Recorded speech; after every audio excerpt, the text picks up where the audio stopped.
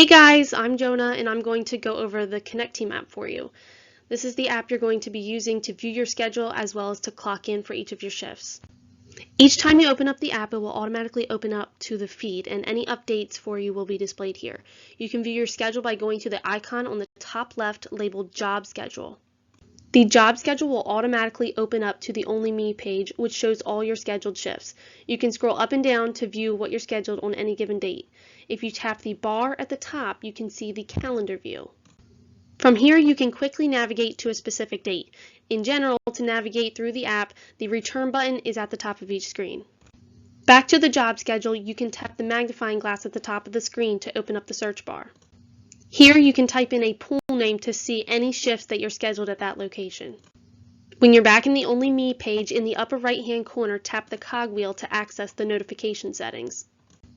You can see you will receive notifications when a shift starts, when a shift is published to your schedule, or if there are any edits to a shift.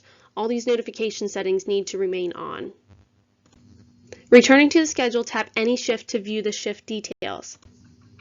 The details show the shift time and the number of hours, the date, and the address of the pool. If you tap the address link, you will be taken to the default navigation app on your device so that you can see where the pool is located. Any information you need to access the pool, such as the lockbox code, will be noted here along with any other special notes that you would need to know about the pool. If there are any other special instructions regarding a specific shift, it will be noted on this page as well. The option to find a replacement is on this page, but we'll come back to that in a minute. At the bottom, tap the Open Time Clock button to access the page where you will clock in. Tap the big blue button that says Start to clock in for your shift. Your location must be on for you to be able to clock in. This is what it will look like once you are clocked in. You can see the timer will be tracking the time. You will automatically be clocked out at the end of your shift, so there's no need for you to manually clock out. Listen to this because it's very important.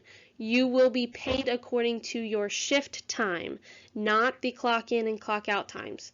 For example, if you have people who are refusing to get out of the water, so you end up having to stay a little bit later, you'll need to let me know. That way I can adjust the actual shift time so you're paid properly. Coming back to the shift details, if you would like to see if there is someone who can pick up your shift, you can tap Find Replacement. There will be a pop-up showing all the employees. Use the search bar to find who you're looking for. Once you tap their name, the replacement request will be sent to them, and you'll receive a little pop-up there that lets you know the shift is still in your schedule and will remain in your schedule until it's fully approved. When you return to the shift details, it will show that the request is pending. Then when you return to the schedule, you can see the pending request indicator for that shift. At the bottom of the screen, go to Replacements to view the status of any replacement request that you have sent or received. Under the Sent by Me tab, you can view any pending requests you have sent, as well as your history of sent requests. If you tap the shift, there's also an option to cancel the request if you need to do so. This shows that the shift is pending a response from the employee. If the employee accepts the shift, the status will now show that the shift is pending approval from the admin. Keep in mind, shifts will not be approved if it will put an employee over 40 hours in that pay period, so make sure you're paying attention to your hours. Once an admin approves the request, the shift will be automatically moved from your schedule to the other employee's schedule, and the request will show under History. When you toggle over to the Receive tab, you will see any requests that others have sent you. Tap the shift to see the details and accept or decline the request. This is the same process as before. If you accept the shift, it will go to the admin for approval, and this confirmation reminds you that the shift will not be added to your schedule until an admin actually approves it. Sometimes you may see this on your schedule, which indicates there are open shifts. By tapping the Open Shifts button, you can view any open shifts that are currently available and claim any shifts that you want to work. An admin must approve the claim before it can be added to your schedule. Now coming back to the schedule, at the bottom, switch over to the Everyone tab. This will show all of the scheduled shifts for, you guessed it, everyone. This is especially helpful if you want to find someone to trade shifts with you on a particular day. For instance, if you want a shift that ends earlier that day or a shift that starts later. You can tap the shift to view the shift details. From there, you can see who's assigned the shift and reach out to them directly by tapping on their name. You'll then come to a screen giving you the option to call, chat, or text that person. If they added their email to their account, you will also have the option to email them. However, I would not recommend that method since for most of you, email is not the quickest way to get a response. Next, we'll look at the time clock, which is accessed from the Feed tab. Here you'll see the My Requests button, and this is where you can add a request for time off.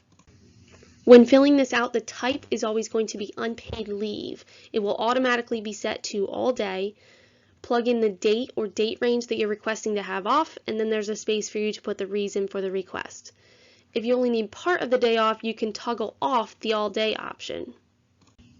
Doing so will change the format so you can input a single date, the time frame you're requesting off, and the reason for the request. You will receive a notification if the request is approved or denied, along with any notes that the admin made. If you have a specific person you need to contact, you can find them in the directory, which is accessed from the Feed tab. Next, we'll look at the Assets tab. When in Assets, you can pretty much access all the same things you can access from the Feed. However, in Assets, you can view each of your time off requests and its status, which indicates if it has been accepted, declined, or if it is still pending. The next tab is the Chat. You can start a new chat with any of your coworkers by tapping the plus sign in the upper right-hand corner. Lastly, the Profile tab on the bottom right-hand corner of the Feed is fairly self-explanatory. The only thing you will probably use in there is adding a photo to your profile so your coworkers know what you look like. If you choose to add a photo, remember this is a workplace, so keep it professional. Thanks for watching, and be sure to reach out if you have any questions.